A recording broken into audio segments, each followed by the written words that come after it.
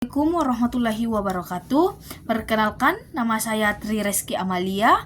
Pada kesempatan kali ini saya akan mempresentasikan materi tentang kesimpulan pertemuan 1-14.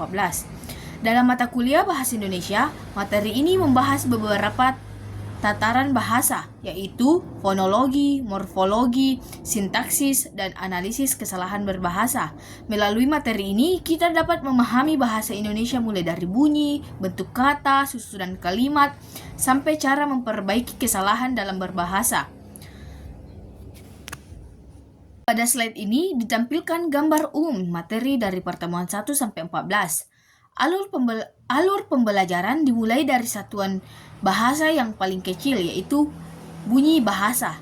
Dalam kajian fonologi, setelah itu materi berlanjut ke morfologi, yaitu pembahasan tentang morfem, kata dasar, imbuhan, dan pembentukan kata.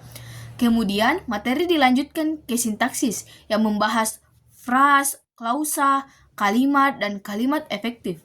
Pada bagian akhir dipelajari analisis kesalahan berbahasa seperti kesalahan ejaan, morfologi, sintaksis, dan semantik. Pertemuan ke-8 berfungsi sebagai UTS atau evaluasi terhadap pemahaman materi awal. Secara umum, materi pertemuan 1-14 membahas bahasa Indonesia secara bertahap. Pertama, kita mempelajari bunyi melalui fonologi. Kedua, kita mempelajari kata melalui morfologi. Ketiga, kita mempelajari struktur bahasa, yaitu frasa, klausa, dan kalimat. Keempat, kita mempelajari perbaikan kesalahan berbahasa melalui analisis kesalahan. Tujuan akhir dari pembelajaran ini adalah agar kita dapat memahami kaidah bahasa Indonesia dan mampu menggunakan secara baik, benar, jelas, dan sesuai konteks. Pada pertemuan 1-5, materi yang dibahas adalah fonologi. Fonologi adalah cabang ilmu bahasa yang mempelajari bunyi bahasa sebagai sistem yang dapat membedakan makna. Dalam fonologi, bunyi tidak hanya dipahami secara suara, tetapi juga sebagai unsur yang memiliki fungsi dalam membentuk makna.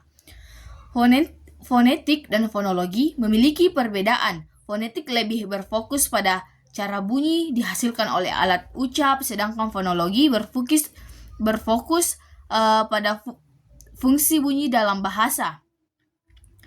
Dalam fonologi terdapat istilah fonem dan alofon. Fonem adalah satuan bunyi terkecil yang dapat membedakan arti, sedangkan alofon adalah variasi pengucapan dari satu fonem yang tidak mengubah makna. Contohnya terdapat pada kata paku dan baku. Bunyi P dan B membedakan makna, sehingga keduanya termasuk fonem. Pada pertemuan dan 3 dibahas tentang klarifikasi bunyi bahasa. Bunyi bahasa dapat dibedakan menjadi vokal, konsonan, dan diftong. Vokal adalah bunyi yang dihasilkan tanpa hambatan udara. Contohnya adalah A, I, U, E, dan O. Dalam bahasa Indonesia, vokal biasanya menjadi inti dari suku kata.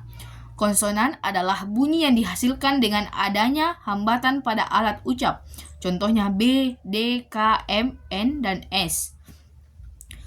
Konsonan dapat dibedakan berdasarkan tempat dan cara artikulasinya. Selain itu, ada juga diftong, yaitu gabungan dua vokal dalam satu suku kata. Contohnya AI, AU, dan OI. Jadi, bunyi bahasa dapat dikelompokkan berdasarkan cara bunyi dihasilkan dan alat ucap yang digunakan. Pada pertemuan 4 dan 5, materi dilanjutkan dengan pembahasan tentang fonem, alofon, dan suprasegmental. Fonem adalah bunyi yang dapat membedakan makna.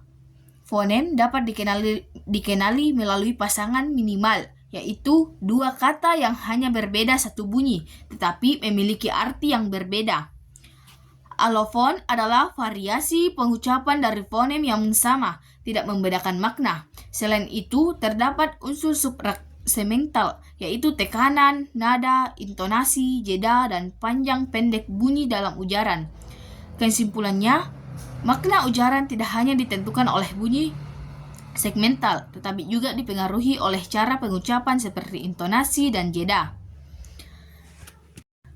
Pada pertemuan 6 dan 7, materi yang dibahas adalah morfologi. Morfologi adalah cabang ilmu bahasa yang mempelajari bentuk kata, struktur kata, dan proses pembentukan kata.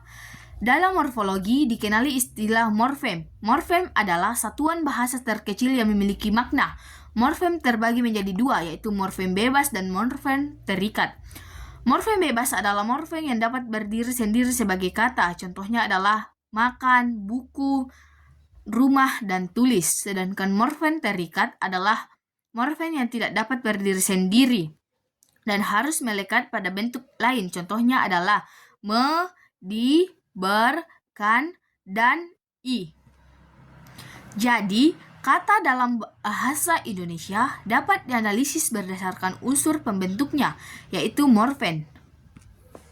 Pada pertemuan 9 dan 10, materi yang dipelajari adalah pembentukan kata dan proses morfemis. Pembentukan kata dalam bahasa Indonesia dapat terjadi melalui beberapa proses, yaitu afiksasi, reduplikasi, dan komposisi.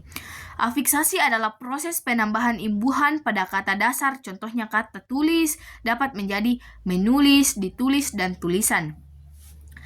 Reduplikasi adalah proses pengulangan kata, baik secara seluruh maupun sebagian. Contohnya, buku-buku, anak-anak, dan sayur-mayur.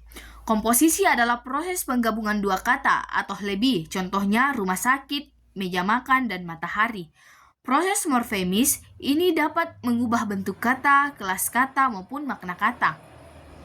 Pada pertemuan 11-13, materi yang dibahas adalah sintaksis. Sintaksis adalah cabang ilmu bahasa yang membahas hubungan antar kata dalam bentuk satuan yang lebih besar. Dalam sintaksis terdapat 3 satuan bentuk, yaitu fras, klausa, dan kalimat. Fras adalah gabungan kata yang tidak memiliki predikat, contohnya rumah besar dan sedang belajar. Klausa adalah satuan bahasa yang memiliki predikat, contohnya adik menangis dan ibu memasak. Kalimat adalah satuan bahasa yang menyampaikan pikiran secara utuh, contohnya ibu memasak nasi di dapur. Kesimpulannya, fras, klausa, dan kalimat saling bertingkat dalam membentuk ujaran yang bermakna. Pada pertemuan 14, materi yang dipelajari adalah analisis kesalahan berbahasa. Analisis kesalahan berbahasa adalah kegiatan menemukan, menjelaskan, dan memperbaiki kesalahan dalam penggunaan bahasa. Langkah-langkah analisis kesalahan berbahasa meliputi identifikasi, klasifikasi, penjelasan, dan perbaikan. Identifikasi berarti menemukan bentuk kesalahan. Klasifikasi berarti menentukan jenis kesalahan.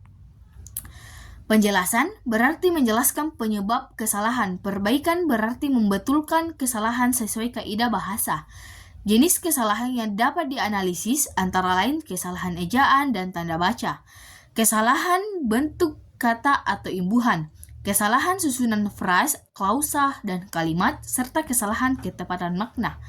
Kesimpulannya, analisis kesalahan berbahasa membantu kita menggunakan bahasa Indonesia dengan lebih tepat dan komunikatif.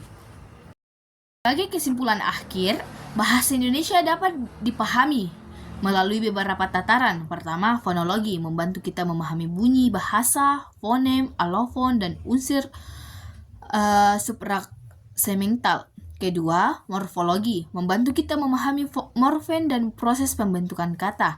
Ketiga, sintaksis membantu kita memahami frase, klausa, kalimat, dan kalimat efektif. Keempat, analisis kesalahan berbahasa membantu kita memperbaiki penggunaan bahasa agar sesuai dengan kaidah. Intinya, memahami tataran bahasa sangat penting agar kita dapat memahami dengan baik, benar, jelas, dan efektif. Demikian presentasi saya. Terima kasih atas perhatiannya. Wassalamualaikum warahmatullahi wabarakatuh.